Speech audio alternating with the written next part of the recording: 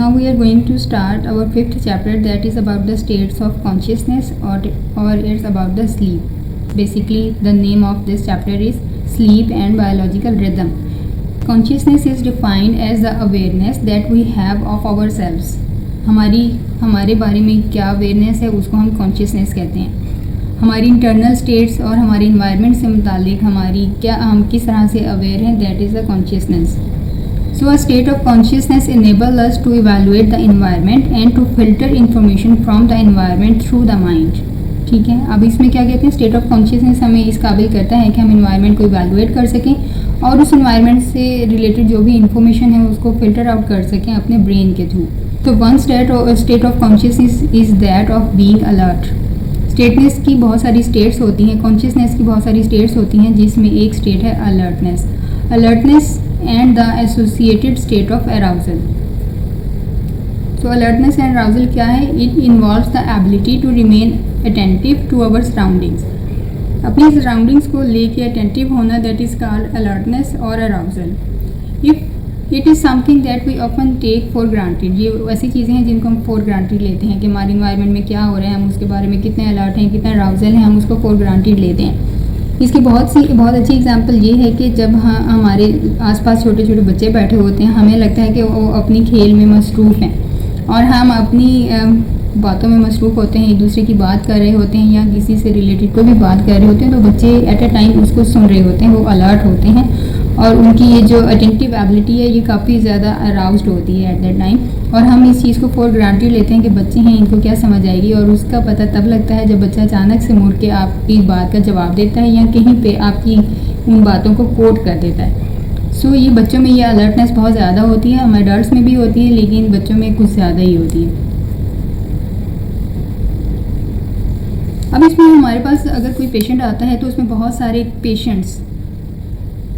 सारे रीज़न्स की वजह से अलर्ट नहीं होते. कैसे अलर्ट नहीं होते? जब हम उनसे पूछते हैं कि इस वक्त टाइम क्या है, ये दिन कौन सा है, दिन का कौन सा हिस्सा है, ठीक है, इस वक्त सुबह है, शाम है, दोपहर है, टाइम क्या हो रहा है, दिन है या रात है. तो इस तरह की जब हम उनसे क्वेश्चन पूछते हैं तो वो अवेयर नहीं होते, जिसके पीछे बहुत सारी रीज़न्स हो सकती हैं. So arriving in so called altered state of consciousness. So हम इसको क्या कहते हैं, अल्टर्ड स्टेट ऑफ कॉन्शियसनेस के पेशेंट्स तो हैं लेकिन वो कॉन्शियस नहीं है, अलर्ट नहीं है, अराउज्ड नहीं है. अब इसकी कौन कौन सी रीज़न्स हो सकती हैं? वो हेड इंजरीज हो सकती हैं, टॉक्सिन्स हो सकते हैं या फिर कोई और मेडिकल कंडीशंस इसमें इन्वॉल्व हो सकती हैं. अब इसके अलावा इसमें the ability to be alert is impaired in a variety of disorders.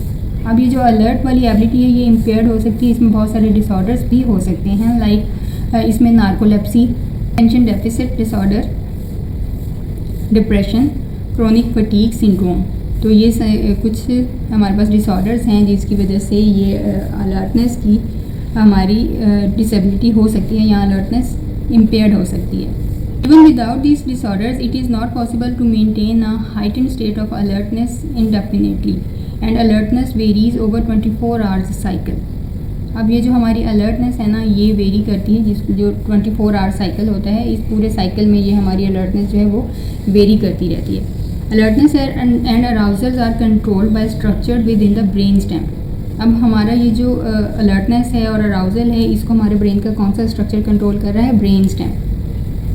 और ये जो स्ट्रक्चर है, ये जो 24 आवर्स का साइकिल है, इसको हम रेटिकुलर फॉर्मेशन भी कहते हैं. These structures are known as the reticular formation, also known as the reticular activating system और RAS. सो रेटिकुलर फॉर्मेशन हमारे ब्रेन स्टेम के जो स्ट्रक्चर्स हैं इसमें ये सारा हमारे ब्रेन साइकिल को, अलर्टनेस एंड अराउजल साइकिल को ये कंट्रोल कर रहा है.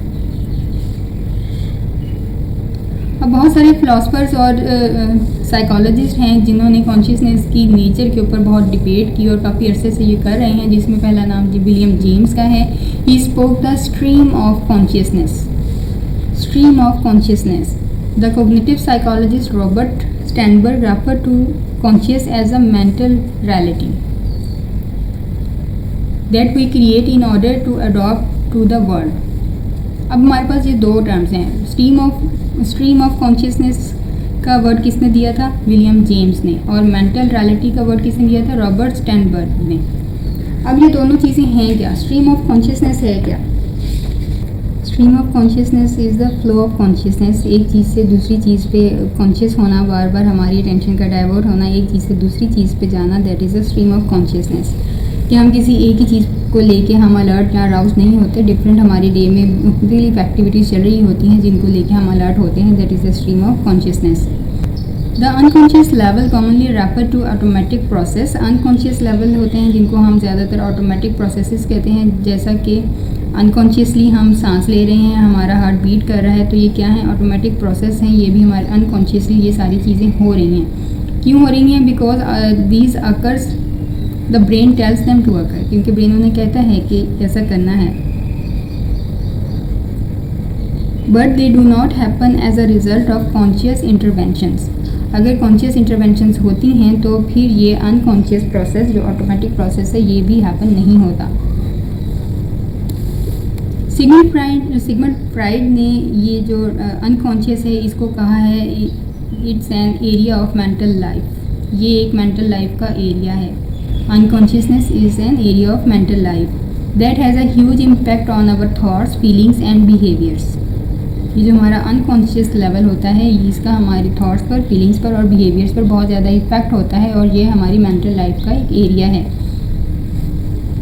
अब इसको हम किस तरह से इस सारी मेंटल लाइफ को, इन थॉट्स को, फीलिंग्स को, बिहेवियर्स को हम किस तरह से आइडेंटिफाई कर सकते हैं, असेस कर सकते हैं? Through symptoms, slip of the tongue और physical accidents and dreams for example. तो ये सारी एग्जांपल्स हैं जिनके थ्रू हम अकॉर्डिंग टू फ्राइड हम अनकॉन्शियस को रिवील कर सकते हैं, उनको असेस कर सकते हैं। हमारी क्या थॉट्स हैं, क्या फीलिंग्स हैं, क्या बिहेवियर्स हैं, हम उसके सिम्टम्स के थ्रू, हमारा slip of the tongue phenomena होता है उसके थ्रू, और फिजिकल एक्सीडेंट्स हो जाते हैं, या फिर ड्रीम एनालिसिस के थ्रू हम इस अनकॉन्शियस को रिवील कर सकते हैं। Consciousness serves two important functions. अब हमारे पास कॉन्शियसनेस के दो इंपॉर्टेंट फंक्शंस हैं। फर्स्ट क्या है? Consciousness is responsible for keeping track of our self. Consciousness का काम क्या है कि हमें खुद को ट्रैक पर रखना, हमें इन्वायरमेंट के रिलेटेड बताते रहना, और हमारा इन्वायरमेंट से रिलेशन क्या है ये हमें बताना। तो पहला कॉन्शियसनेस का मकसद तो ये हो गया। सेकंड क्या है कि ये जो हमारी कॉन्शियसनेस है ये सेकेंडली सर्व करती है, हमारे रोल को कंट्रोल करती है, हमारी planning, our responses to the information gathered by this monitoring. और हम इस मॉनिटरिंग के थ्रू जो भी इंफॉर्मेशन गैदर करते हैं उसके अकॉर्डिंगली प्लान करना, उसको कंट्रोल करना, इसमें भी हमारी कॉन्शियसनेस हमें हेल्प करती है। सो पहला क्या है? कॉन्शियसनेस हमें ट्रैक पर रखती है, हमें हमारे इन्वायरमेंट से रिलेटेड इंफॉर्मेशन देती है और हमारा उसके साथ रिलेशनशिप बना के रखती है।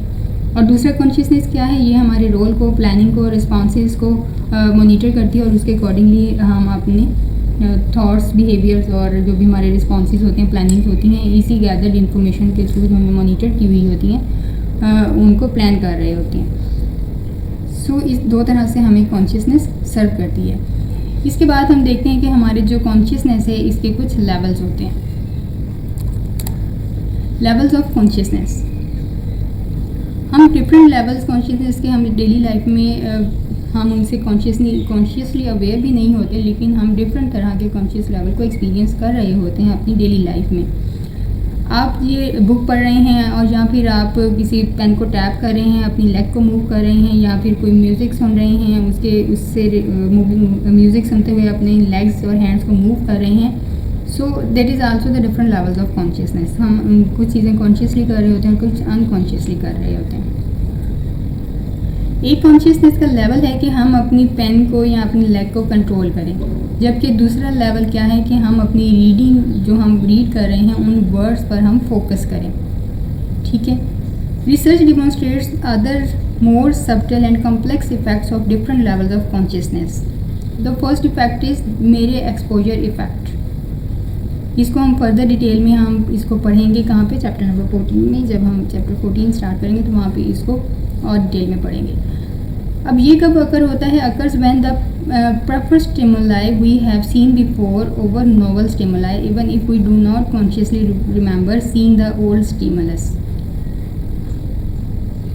हमें ऐसी चीज़ों को याद रखना जो हमने पहले देखी थी, बाद में भी हम सेम चीज़ देख रहे हैं, लेकिन हमें वो जो हमने पहले देखी थी वो हमें ज़्यादा अच्छे से याद है, हालांकि हमने उसको अगर नहीं भी देखा, जस्ट सुना भी है, तब भी हमें वो याद रहती हैं। और ओल्डर स्टिमुलस को हम ज़्यादा कॉन्शियसली मेमोराइज कर सकते हैं. तो दैट इज़ अ मेरे exposure effect. Share and tell your friends about today's session. I hope you all have enjoyed the video. In case you have any doubts or questions, please comment down, and yes, subscribe to our channel also. And don't forget to hit the bell icon to never miss another update from Eastern Psychologist. Till then, keep watching, keep learning, and follow your curiosity. Thank you.